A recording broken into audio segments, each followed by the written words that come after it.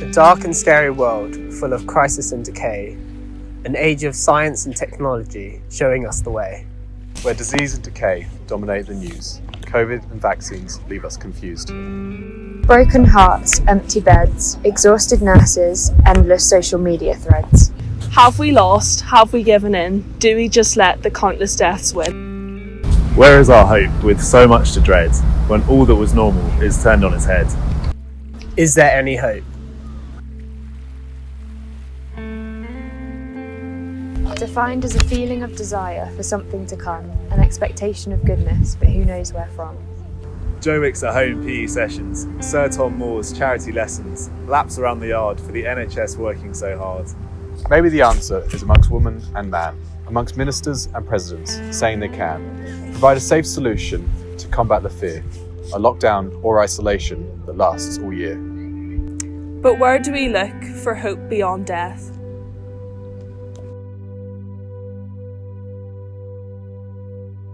There was a man who once lived with a message to share, a man who spoke of God and miracles and prayer. He said a kingdom has come, it's a message of joy, a hope beyond death, a curse to destroy. An answer for those who despair, to look to a man who lovingly cares. He was beaten and killed on a cross of wood. In our place for our sins he stood. But he conquered the grave and rose to new life, so that we who believe need not live in strife. Do you see it's an answer for all those who cry, who fear and who hide, and ask this world why?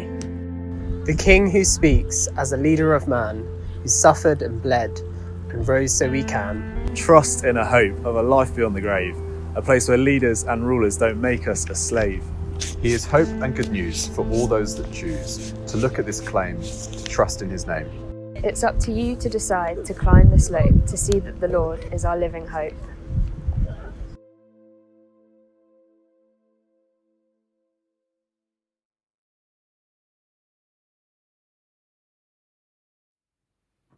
Hi and welcome to Living Hope, a series of talks brought to you by Plymouth Christian Union.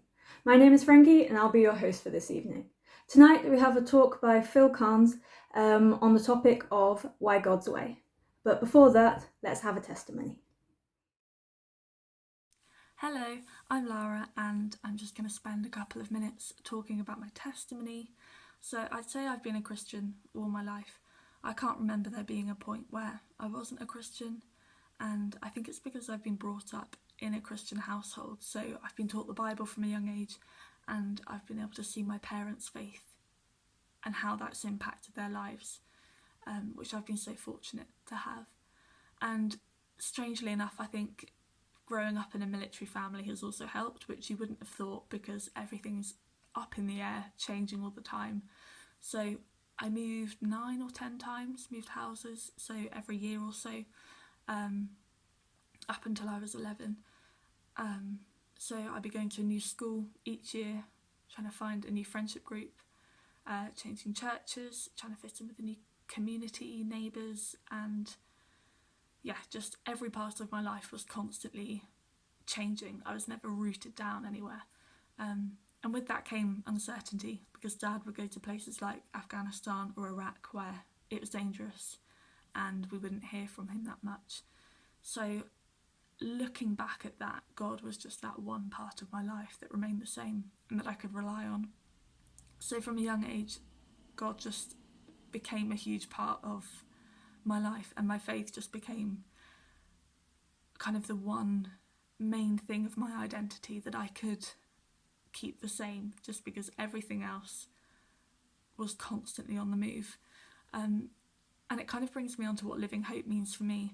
And I'm not the most articulate of people, so I'm going to read Psalm 8 because I think it sums it up better than I could.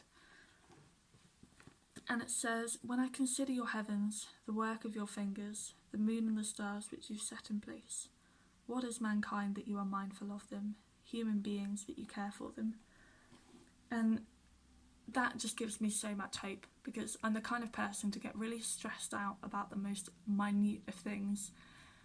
And when I read that, I just think, the God of all creation, in all its beauty and in how amazing it is, in every little detail that has been created, still cares about me, just one human in the midst of all of this. It just blows my mind every time that actually he really cares for the little details of my life and the things that I think are huge at the time, but really are not in the long run. Just remembering that gives me so much encouragement and hope every day that actually he really does care for me.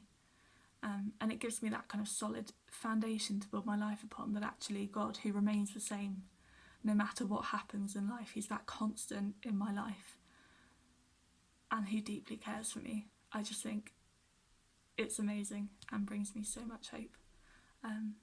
So yeah, thank you for listening.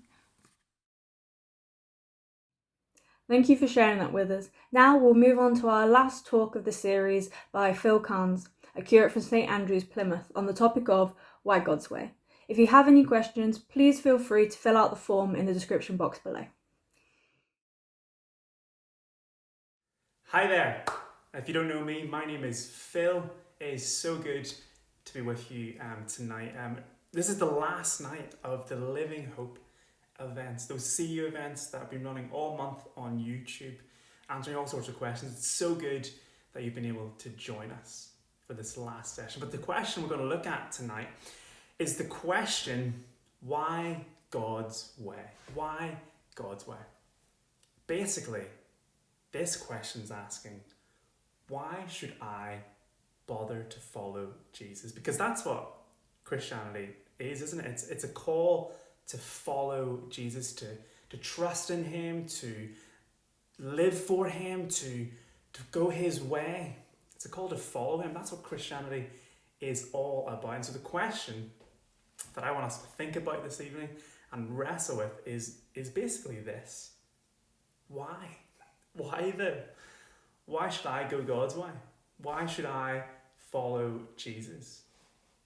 It's a decent question, right?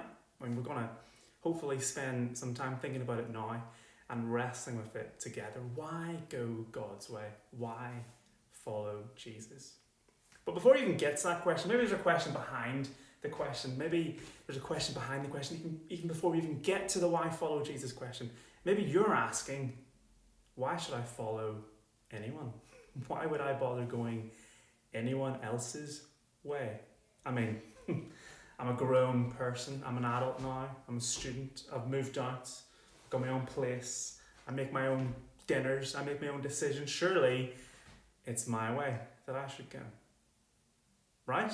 Maybe that's the question you're asking right now.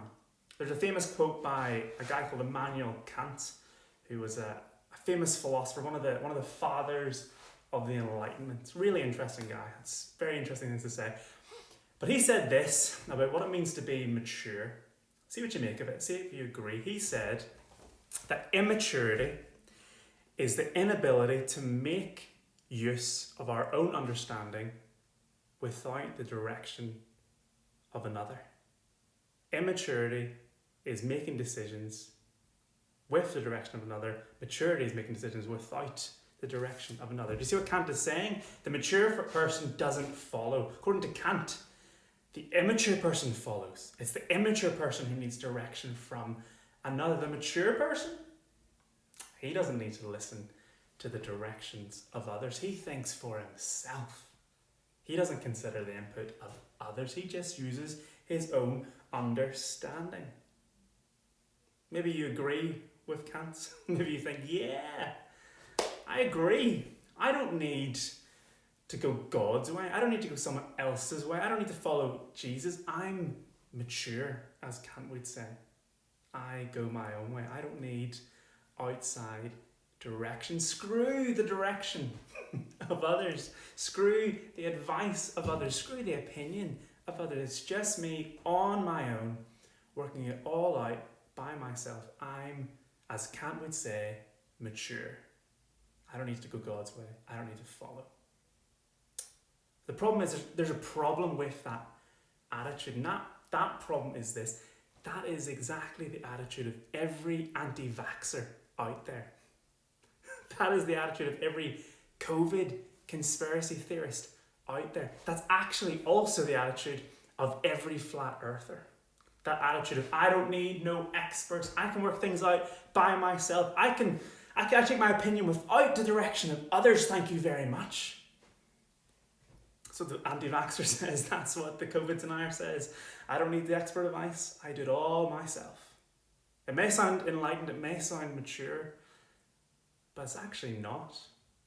In fact, we've seen this recently. There's been article after article, especially this past few years, talking about how a lot of the problems in our society seems to come from an erosion of trust people have in experts. People would much rather think for themselves and trust their own opinion over the opinion of experts. Sure, the authority of the field says climate change is real, but I don't see anything outside my window. I get my direction from myself. I don't follow anyone. That's what the climate change denialist says. I think for myself. Sure, the authorities say that the earth is round, but from my perspective, it all looks flat. My own understanding without direction from another. I follow no one. I'm mature. I think for myself. Do you see the problem with that attitude? I don't follow authorities. I'm mature. Just me on my way.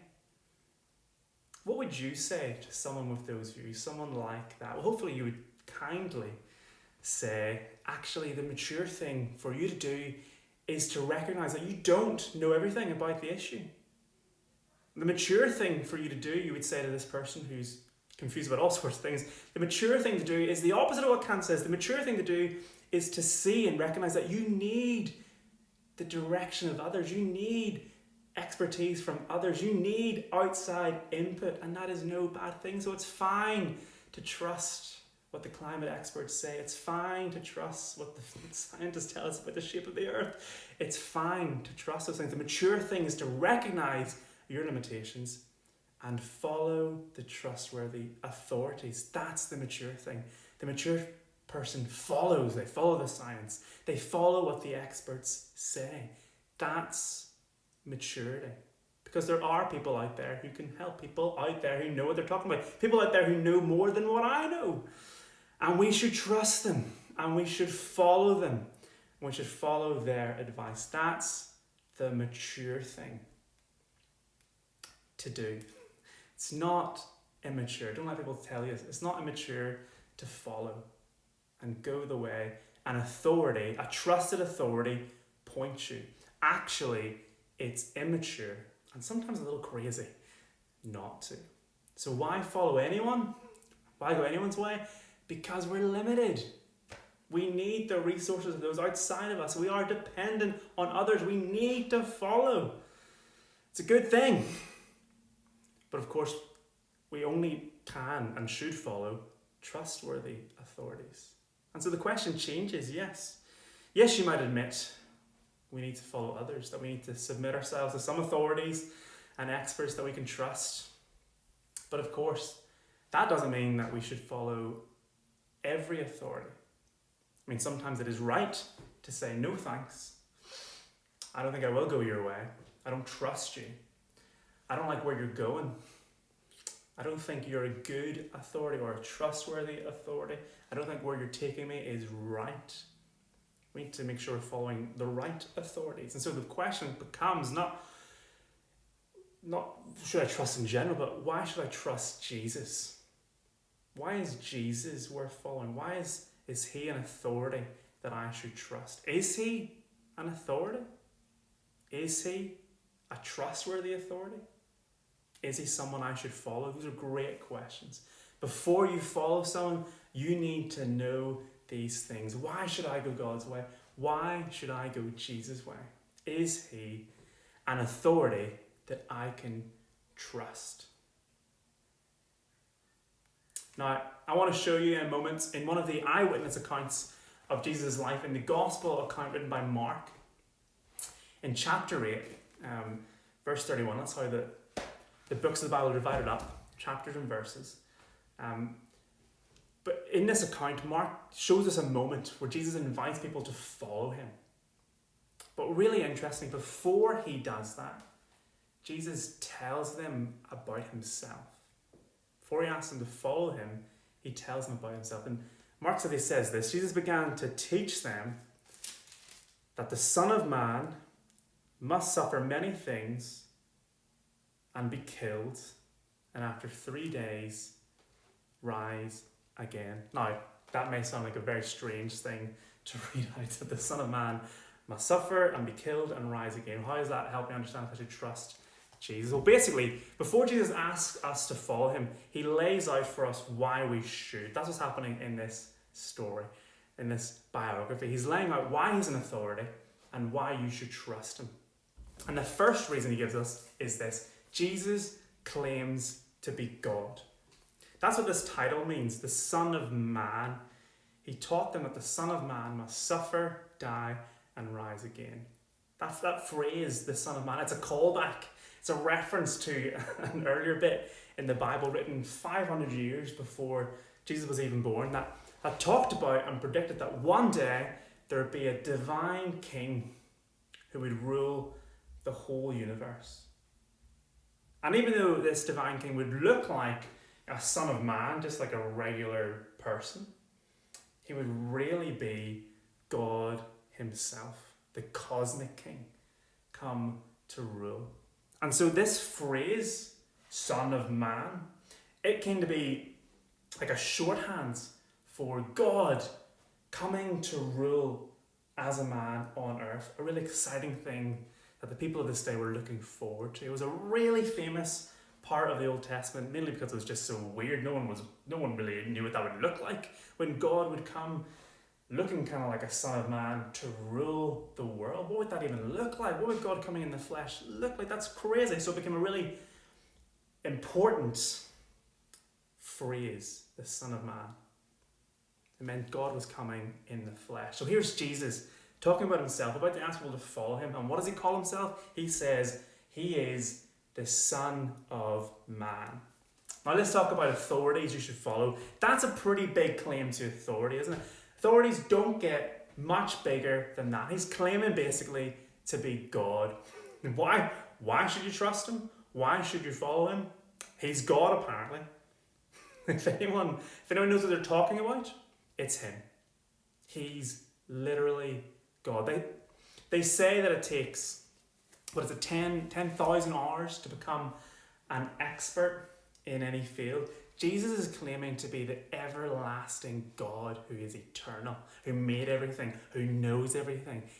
If he's right, I think we can treat him as an authority. We can trust him as an authority. He hasn't been practicing any area for 10,000 hours. He has been God forever, he claims. If he's right, he's worth listening to. But we'll get to if he's right in a few moments. But first, he says he's an authority. But maybe you're thinking, why would Jesus being God make me want to follow him now? I mean, maybe you're thinking, if anything, it kind of puts me off Jesus. I preferred Jesus when I thought he was just a lovable rogue on the road, just a radical of a dream, a peasant, he died as an inspiring example for us. I'd maybe think about following that guy, going that guy's way, but Jesus as God in the flesh, no thanks. Why would I want to follow God? God's a tyrant. Maybe you think God's a bully. God's an abusive, power-hungry being who uses his power to crush those who step out of line. Why would I want anything to do with that guy? It's easy to think that's what God must be like, isn't it? Often I think we think God must be like that because that's what we would be like if we had unlimited power. If we were the size of God, we'd be like that. We'd be demanding and domineering and difficult. We'd crush our enemies, those who opposed us, those who had different opinions from us. We would get rid of them. We'd be terrible. And so we assume that's what God must be like. But look at Jesus. Jesus claims to be God in the flesh. God's shown up. And what does God showing up look like in Jesus? What does it look like when the deity shows up on planet Earth? What does Jesus say? He says, the Son of Man, God in the flesh, has come. Why? To domineer, to suffer, and die. He hasn't come to demand or be domineering or be difficult. Jesus says he has come as God in the flesh to die. Jesus says he is the daddy who's come to die. Well, why has he done that? Well, later in the Gospel of Mark's biography, we'll find out that the reason he's come to die is for us. He's come to die in order to rescue us. That's what Jesus claims. Because you see, in the Bible, according to the Bible, we live in God's world. God, who is the source of light and life and love. We live in his world.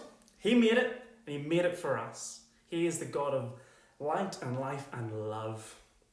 But the story the Bible tells is a sad story. It's a story of us constantly trying to cut ourselves off from God. We call him a bully. We pretend he doesn't exist. We turn away from him and away from his rule. We live life cut off from him, trying to cut ourselves off from him constantly. We want to be the rulers of our lives. We don't want God. But what happens when you cut yourself off from the source of life and light and love?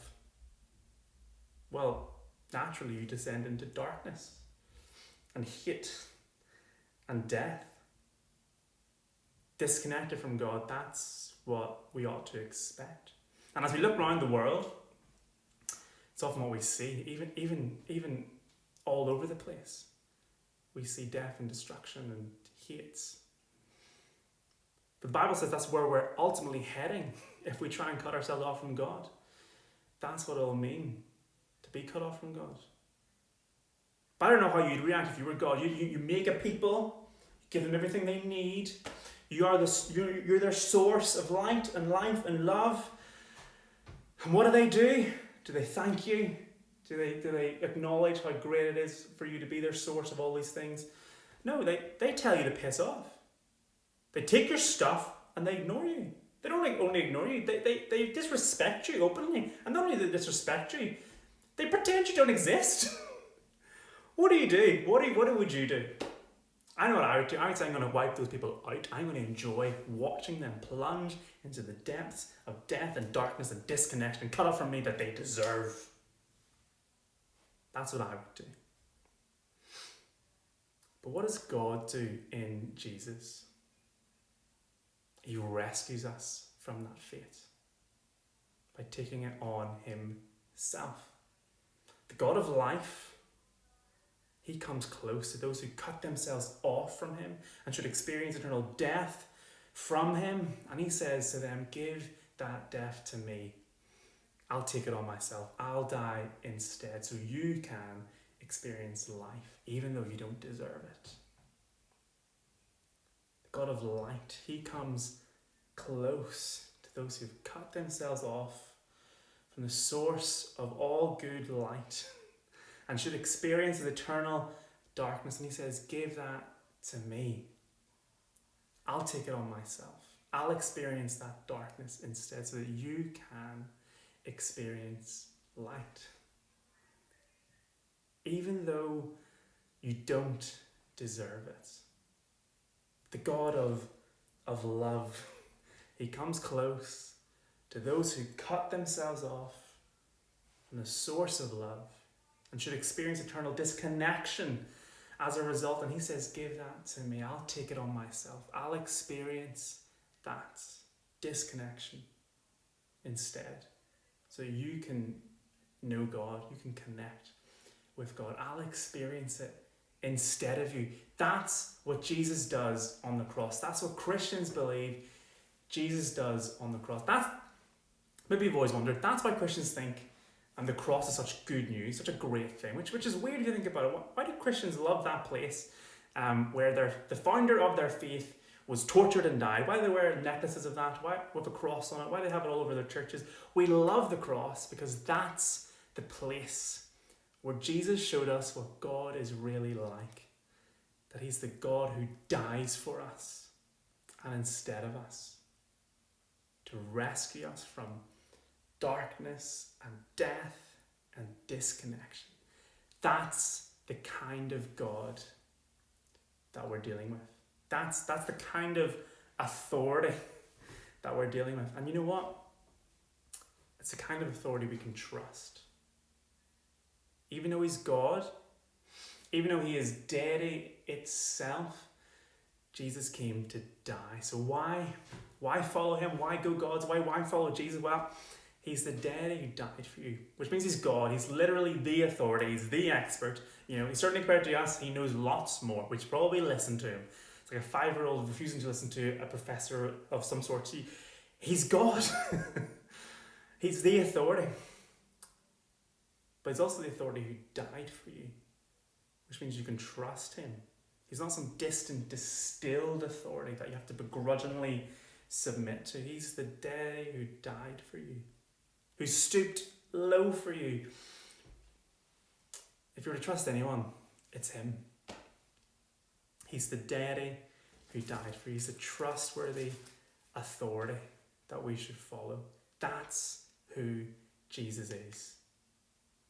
And that's why we should follow him. Now, that may all sound lovely to you. That'd be great. You're thinking, that'd be great if it was true.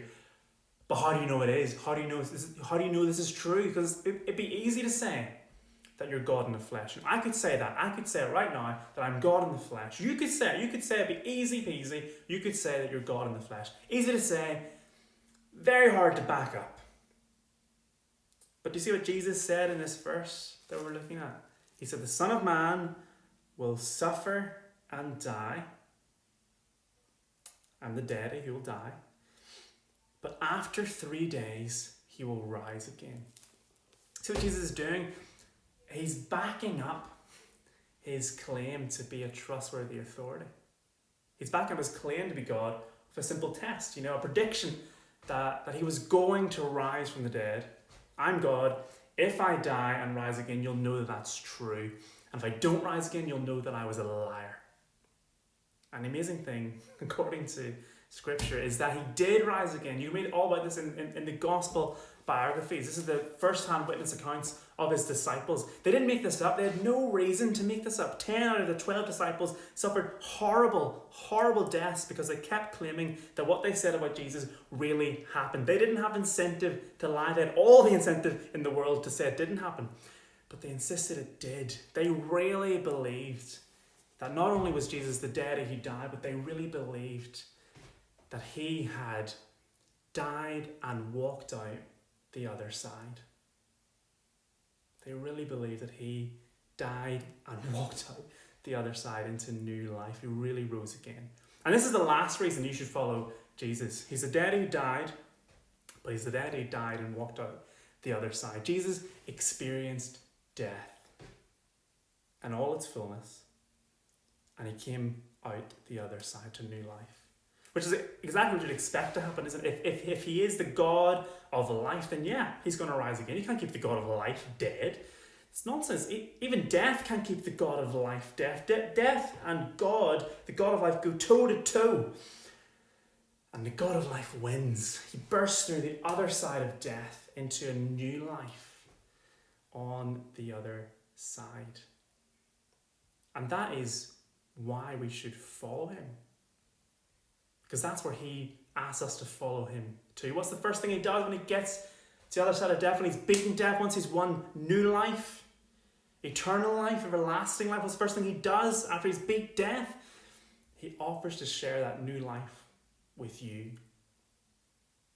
He says, follow me. Come after me. Go my way and you'll have new life. Follow me and your life will not end in death, but it will end in life. You may pass through death. In fact, you almost certainly will, just as Jesus did. But if you follow him, just like him, that won't be the end of your story. Your story, like Jesus's, will go through death into new life. I mean, who else? Let's get down to who else you're going to follow. Name them. They're either dead or they're going to die. If you follow them, you're going to go where they go. That's the nature of following. If you follow them, you'll go where they go. And they're going to die or they're dead already. That's where you're going to go. But Jesus, the one who has gone through death into new life, he says, follow me here. He's the daddy who died and came out the other side. Follow him. Do you know what amazing this is? If you follow Jesus, you don't need to fear death. Not ultimately, not finally, because you know That won't be the end of your story. Death won't be the end of your story because it wasn't the end of Jesus' story, and you're following him. Following Jesus means you don't have to fear death. I mean, what a thing to be able to say. This year of all years, what a thing to be able to say that ultimately we don't fear death. Don't you want that? Why God's way? Why follow Jesus? Well, you need to follow someone. We've said that. And you're going to follow someone. That's the thing. You can't rely on yourself for all the answers. You're going to need to look outside of yourself. The question is, who are you going to follow? The question is always, who are you going to follow? Why not follow the one who is God? Why not follow the one who is good? The one who died for you? The one who went through life, went through death into life for you? The one who has gone where you need to go into new life? Why not follow the daddy who died and came out the other side? I really hope you do. I'll be praying for you that you will. Thanks for listening. I hope it's been useful. Thank you, Phil, for talking to us tonight. If you enjoyed that talk or want to know more about Christianity, then please feel free to watch the other videos in our YouTube channel or get in contact with us with the links in the description below. Also, CU Central will be starting again next Tuesday at 7 o'clock with a short series of Women in the Bible. So if you're already a CU member or this is your first time, please feel free to come along or get in contact with us. Also, I would also love to encourage you to join impact groups, which is a great way to meet new friends and talk more about Christianity and ask any questions that you have. So please don't hesitate to contact us, and we would look forward to seeing you all next week.